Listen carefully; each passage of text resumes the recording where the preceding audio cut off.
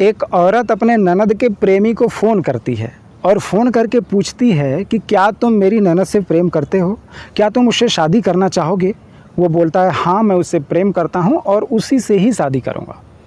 तो ये औरत बोलती है तो तुम घर चले आओ, शादी की बात करनी है। वो लड़का घर आता है और उसके बाद उसे एक कमरे में बंद कर दिया जाता है। फिर 7 लोग उस कमरे में आते हैं। उसमें से फिर वो औरत आती है और वो पूछती है कि क्या अभी भी तुम मेरी ननद से शादी करने के लिए तैयार हो। वो कहता है हाँ, और उसका ऐसा कहना था कि ये 7 लोग उस पर टूट पड़ते हैं और उसको लातों से, घूंसों से, थप्पड़ों से इतना मारते हैं कि उसे लहूलुहान कर देते हैं। फिर उसके नाखून तक निकाल लेते हैं और लास्ट में उसे बिजली का करंट भी दे देते हैं। जब वो होश खो देता है उसके बाद उसे हॉस्पिटल लेकर जाया जाता है तो डॉक्टर बोलते हैं कि अब ये इस दुनिया में नहीं रहा। मेरे प्यारे साथियों नमस्कार। आज मैं आप लोगों के समक्ष जो सच्ची घटना लेकर आया हूँ, ये सच्ची घटना है बिहार राज्य के अररिया ज़िले की। रानीगंज थाना एक क्षेत्र लगता है जहाँ के 2 गाँव हैं, बड़ुआ और रहरिया। बड़ुआ की रहने वाली है आरती यादव और रहरिया का रहने वाला है छोटू यादव। दरअसल छोटू यादव का जो ननिहाल है वो बड़ुआ में पड़ता है, यानी आरती के घर से 2-4 घर की दूरी पर छोटू का ननिहाल था। वो अक्सर अपने ननिहाल आया जाया करता था और बचपन से ही आरती को देखा करता था। कुछ दिनों के बाद आरती से उसे प्यार हो जाता है और वो आरती से अपने प्यार का इजहार करना चाहता है, लेकिन वो डरता है कि कहीं आरती को बुरा न लग जाए, मैं आरती के सामने कैसे जा कर के अपने प्यार का इजहार करूं।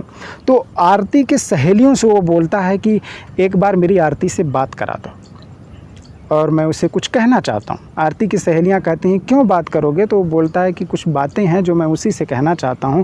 तो जब वो सहेलियां आरती से जाकर कहती हैं कि एक लड़का है जो तुम्हें बार बार देखता रहता है, तुमसे बात करना चाहता है, तुमसे कुछ कहना चाहता है, उससे एक बार मिल लो।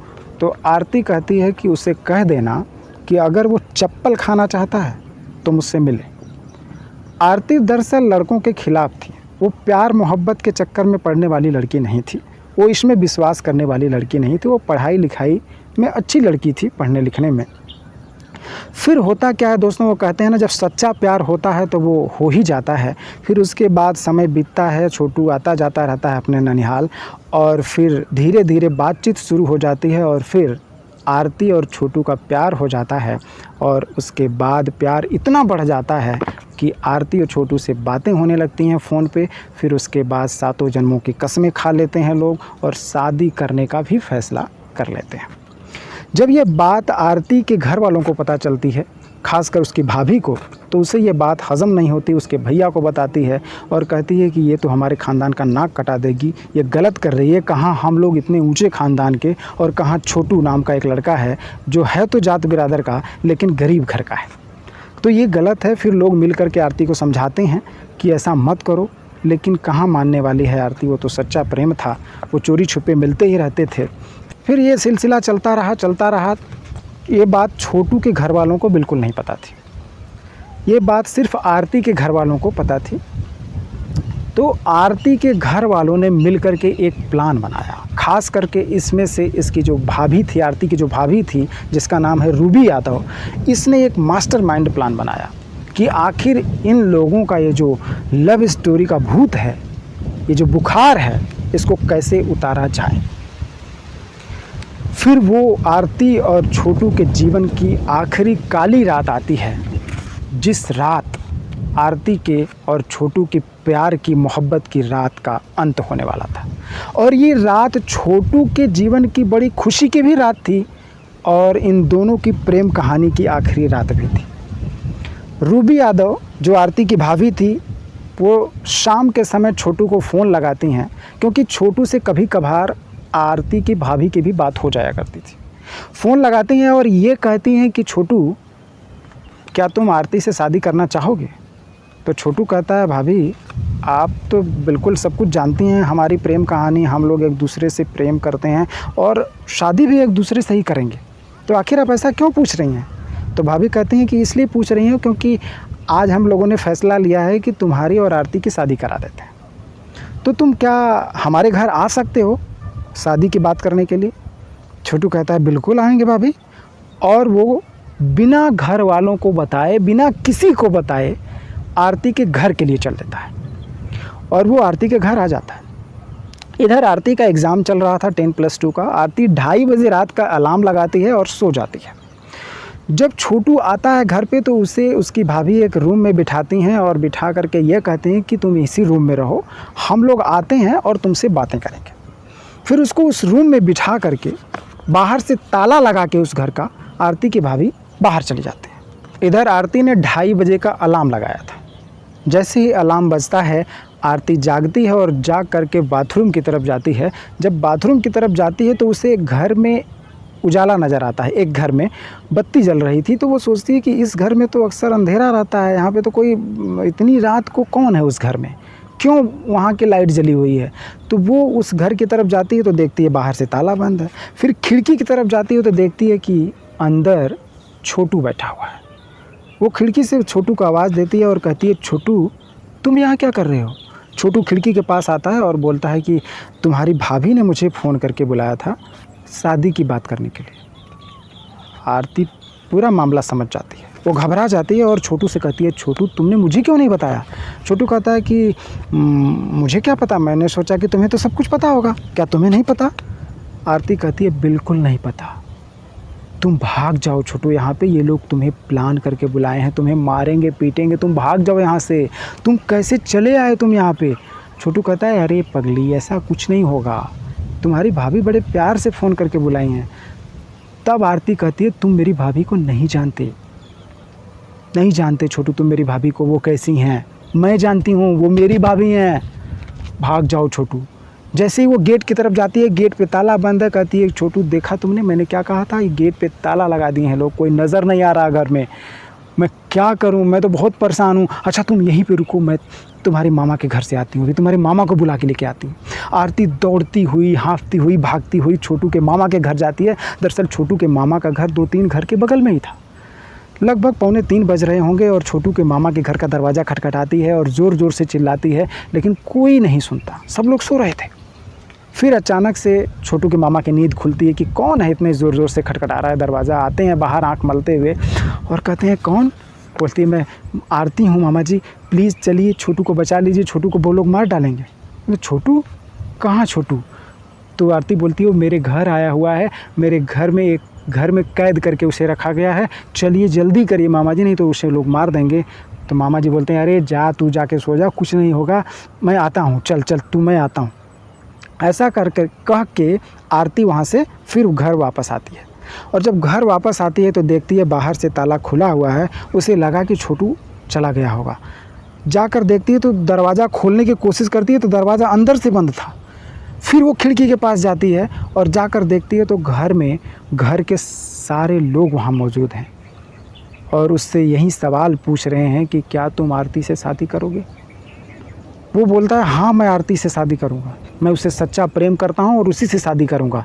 जब ये बात वो बार बार बोलता है तो आरती के जो भाभी हैं, उसके जीजा हैं, उसके भैया हैं, आरती के भाभी का भाई, आरती के पिताजी, ये सारे लोग मौजूद थे। वो सब लोग कहते हैं कि छोटू आज के बाद तुझे ऐसी सबक सिखाएंगे कि तू अपनी इस ज़बान से मेरी बिटिया का नाम लेने के काबिल नहीं रहेगा।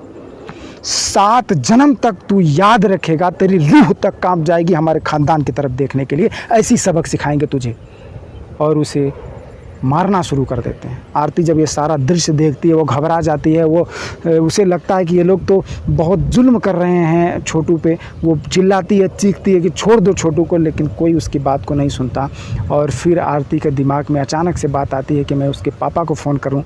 आरती आती है भाग करके और आकर के छोटू के पिता जो उमेश यादव हैं उनको फ़ोन लगाती है। 1-2 फ़ोन जाता है, वो उठाते नहीं हैं।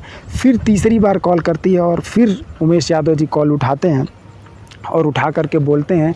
तो आरती बोलती है कि पिताजी आप फ़ौरन मेरे घर चले आइए, लोग छोटू को मार रहे हैं, यहाँ पे छोटू के एक कमरे में बंद करके मार रहे हैं, कोई उसे बचाने वाला नहीं है।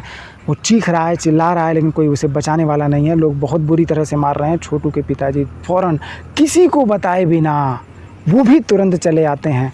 जब आरती इधर उधर भाग रही थी, दौड़ रही थी, परेशान थी, चिल्ला रही थी, तो उन 7 में से कुछ लोग रूम से बाहर निकलते हैं और निकल करके आकर आरती को पकड़ करके उससे भी बहुत पीटते हैं, मारते हैं और उसके बाद उसे भी एक कमरे में बंद कर देते हैं। क्यों? क्योंकि ये इधर उधर जा कर के लोगों को बुला रही थी, लोगों को बता रही थी, इसलिए उसको भी एक कमरे में बंद कर दिया जाता है। उसकी भी चीखें और उसकी भी आवाज़ें उस कमरे में बंद हो जाती हैं। फिर इधर फिर से सब लोग मिल कर के छोटू को मारना शुरू कर देते हैं। छोटू प्यास से तड़पड़ा रहा था कि मुझे पानी दे दो, मुझे प्यास लगी है, एक घूंट पानी के दे दो। लेकिन ये लोग सिर्फ ये कह के मार रहे थे कि तुझे आज सबक सिखा के रहेंगे, और बहुत बुरी तरह से मार रहे थे। फिर यहाँ तक कि उसके नाखून तक उखाड़े जा रहे थे। जब छोटू के पापा खिड़की से देखते हैं और बुलाते हैं बेटा, और छोटू जब अपने पिता को देखता है तो बस यही बात कहता है, पापा पानी पिला दीजिए। लेकिन एक मजबूर बाप खिड़की के सामने खड़ा होकर के सिर्फ खिड़की के लोहों के साथ सर पटक के रह जाता है कि मैं अपने बेटे को पानी तक नहीं पिला पा रहा, इतना मजबूर हूँ मैं। और वो लोग छोटू को बहुत बुरी तरह से मार रहे थे, उसके हाथों के नाखून निकाल दिए। फिर उसके बाद यही नहीं, छोटू को जैसे पुलिस 3rd डिग्री का इस्तेमाल करती है, उस तरीके से छोटू को बिजली का करंट भी दे रहे थे लोग। और इस तरीके से ये 3 बजे से घटना शुरू हुई, और सुबह के 5 साढ़े 5 बजे बजते बजते 5:30 बजते बजते छोटू होश खो बैठा, वो गिर पड़ा। तब तक गांव वाले भी आ गए, बहुत हंगामा होने लगा। उसके बाद छोटू को आनन फानन में फटाफट लेकर के हॉस्पिटल लेके जाया गया, और हॉस्पिटल में जाने के बाद डॉक्टरों ने हाथ खड़े कर दिए। डॉक्टरों ने कहा कि अब ये दुनिया में नहीं रहा। पोस्टमार्टम की रिपोर्ट आई कि उसको बहुत बुरी तरह से मारा गया था, उसके नाखून तक निकाल लिए गए थे, उसको करंट दिया गया था, उसके बॉडी का कोई ऐसा अंग नहीं है जहाँ पे उसे चोट न लगी हो। जब ये बात आरती को पता चलती है तो उसके पैरों तले ज़मीन खिसक जाती है। छोटू के पिता उमेश यादव को जब ये बात पता चलती है तो वो भी बेसुध होकर ज़मीन पर गिर पड़ते हैं और चीखने लगते हैं, चिल्लाने लगते हैं। आरती भी पागलों की तरह रोने लगती है। लेकिन अब क्या होगा? ये सुबह की पहली किरण आरती और छोटू के जीवन की आखिरी रात थी। ये प्रेम के दुश्मनों ने ऐसी साजिश रची कि आरती और छोटू की प्रेम की कहानी सदा सदा के लिए यहाँ पे समाप्त कर देते हैं। इसके बाद जब आरती को होश आता है, जब वो होश संभालती है, तो वो न्याय के लिए मांग करती है। 7 लोगों के खिलाफ नामजद रिपोर्ट लिखवाती है कि ये 7 लोगों ने मेरे छोटू को मुझसे छीन लिया सदा सदा के लिए। मेरे प्यारे साथियों, मैं आप लोगों से हाथ जोड़कर विनम्रतापूर्वक एक निवेदन करना चाहता हूँ। मेरा किसी से पर्सनल कोई द्वेष नहीं है, मैं किसी की कोई भावनाओं को ठेस नहीं पहुँचाना चाहता। बस मैं इतना कहना चाहता हूँ कि हमारा जो भारतीय समाज है ना, ये धर्म और जाति को बहुत ऊँचा मानता है। लेकिन दोस्तों, आज की जो सच्ची घटना मैंने आपको सुनाया, इसमें आप अगर ध्यान से देखेंगे तो जो आरती का धर्म है, जो आरती का जाति है, जो बिरादरी है, वही जात बिरादरी धर्म छोटू का भी था। लेकिन प्यार के दुश्मनों ने इतना गहरी साजिश रची कि इस प्यार को सदा सदा के लिए इतिहास के पन्नों में दफन कर दिया। आखिर क्या गलती थी छोटू की, क्या गलती थी आरती की? प्यार तो करता था ना, और उसके बाद वो उससे शादी भी करना चाहता था। लेकिन प्यार के दुश्मनों ने ऐसा नहीं होने दिया। अच्छा, एक बात और, सोशल मीडिया पे एक चीज़ और मैंने देखा है कि बोलते हैं, बहुत सारे लोगों से सुना मैंने कि आरती के घर वालों ने ये आरोप लगाया था कि आरती और छोटू घर में आपत्तिजनक स्थिति में पकड़े गए थे। चलो माना कि आरती और छोटू आपत्तिजनक स्थिति में पकड़े गए थे, लेकिन एक सवाल यहाँ पे ये खड़ा होता है, मैं बार बार यही सोचता था जब इस कहानी को मैं पढ़ रहा था, इस कहानी को सुन रहा था, कि अगर वो आपत्तिजनक स्थिति में रात 2 बजे पकड़े जाते हैं तो आरती के जीजा वहाँ कैसे आ जाते हैं? जो इस पूरी हत्याकांड की जो षड्यंत्र रचने वाली थी, जो मास्टरमाइंड प्लानर थी, मिस रूबी देवी, उसका भाई यहाँ कैसे आ जाता है? ये सोचने वाली बात है दोस्तों। और चलो माना कि ये लोग आपत्तिजनक स्थिति में पकड़े गए, इसका भाई भी आ जाता है, आरती का जीजा भी आ जाते हैं, लेकिन क्या ऐसा होने के बावजूद भी कोई भी इंसान के साथ इस तरीके से 3rd डिग्री इस्तेमाल, घर में बंद करके उसको मारना, उसको प्रताड़ित करना, और यहाँ तक कि उसको करंट दे दे करके उसकी जान लेना, ये सही है? ये न्याय संगत है? ये उचित है? आप लोग मुझे कमेंट करके बताइएगा मेरे दोस्तों। और दूसरी तरफ ये जो हमारा समाज है ना, ये भगवान श्री कृष्ण को प्रेम का देवता मानता है। वो प्रेम के देवता हैं, उनकी पूजा करता है। ये समाज ये कहता है कि हम उसके खानदान के हैं, हमारे पूर्वज रहे हैं भगवान श्री कृष्ण।